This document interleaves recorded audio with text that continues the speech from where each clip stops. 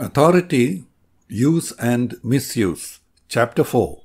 Human Authority. Why do we human beings have to exercise authority over others? And why do we have to submit to someone else when we are all equal in the sight of God? We know it is to carry out our responsibilities towards those who are under our authority and to allow those who are in authority above us to carry out their responsibilities towards us. Authority is required at various levels in order for the world to function in an orderly and healthy manner. Those in authority have the responsibility to ensure that those under their care are provided whatever they need from their particular source of authority. Those under authority must recognize that their submission will enable the authorities to carry out their tasks that are good for everyone. In doing so, they become willing collaborators with the authorities. It is the duty of the traffic police to make travel safe for everyone. And if we follow the traffic rules, we cooperate with the police and enjoy our safety. From the way the persons in the Trinity exercise authority, we can understand that authority does not indicate superiority of one over another.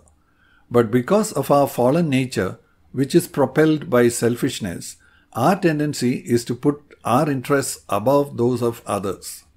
So, many people in authority tend to neglect their responsibility while they take care of their own interests, or they tend to lord it over the others rather than serve them for their good as intended. As Christians, these are the tendencies we have to learn to overcome. On the other hand, we need to also know the difference between submitting to God's authority and human authority. Since God is perfect in every way, when we submit to Him, it is fully designed for our very best. So we can wholeheartedly submit to His laws and obey Him unquestioningly in everything He says, but not so with people. First of all, it must be clear that we must obey God rather than men. Acts chapter 5 verse 29. When man tells us to do something God does not want us to do. Examples can be if someone tells us to worship an idol, abort our baby, or to sign a false statement to make money. We must also recognize that since all people are imperfect in their knowledge, skill, experience, abilities, gifts, etc., and since everyone operates more or less from their fallen nature, we must not give anyone unquestioning submission as if they were perfect like God, even if they expect us to or demand it from us. We need to recognize when what they ask for is reasonable and legitimate and when they are going beyond their boundaries. Otherwise, we will make ourselves slaves, yes men, or opinionless zombies, the living dead.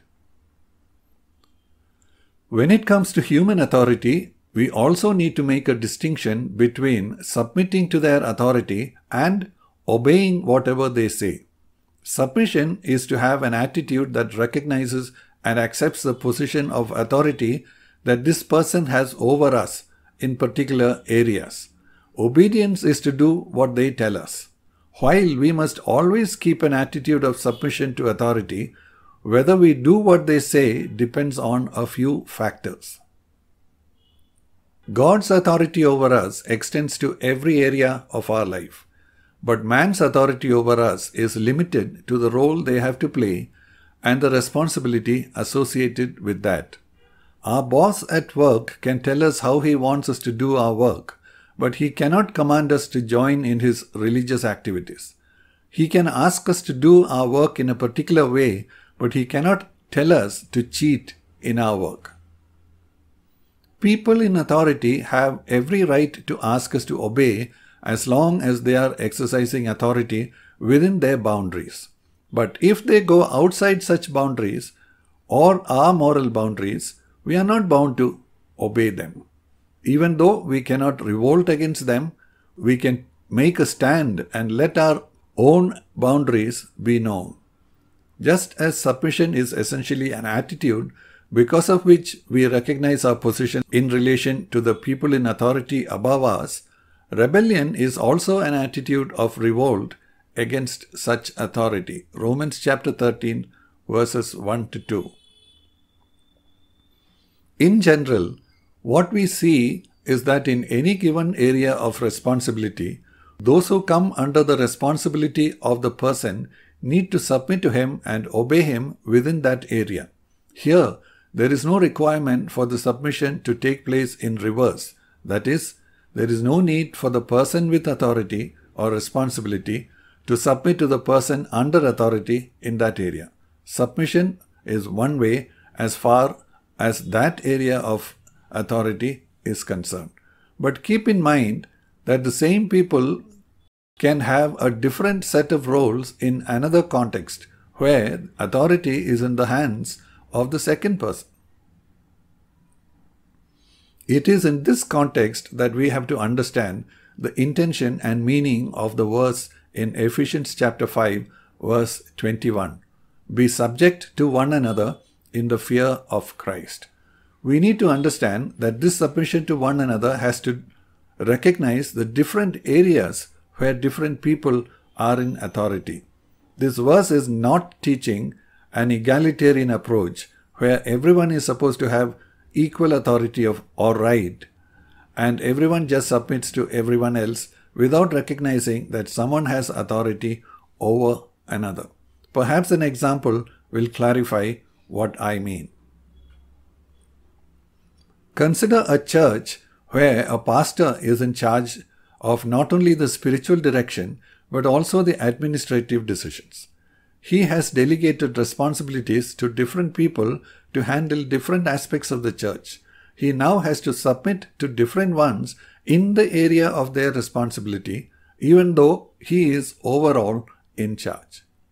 For example, he submits to the choice of songs made by the choir leader, to the one who controls the sound system when he adjusts the settings, the electrician who decides how to lay the cables, etc. Since he is overall in charge, he has the right to discuss things with them and to make suggestions. But he recognizes that these people are the authorities in their own area and he submits to them. They in turn submit to him when he decides how the church should move forward and what meetings to hold. But if this pastor thinks that he is the supreme authority and takes micro-control over every aspect in his church, he would stifle the growth of the church, defeating the very purpose of his authority as a pastor leader. Life is not a free-for-all where each one is making independent decisions, but we all recognize our interdependence and submit to one another, recognizing each one's area of responsibility.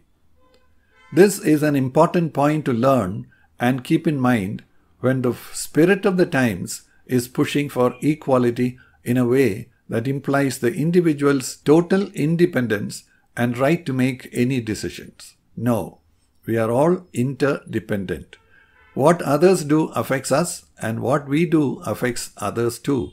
It is only by recognizing and submitting to the boundaries and responsibilities that we can manage to work together peacefully and productively.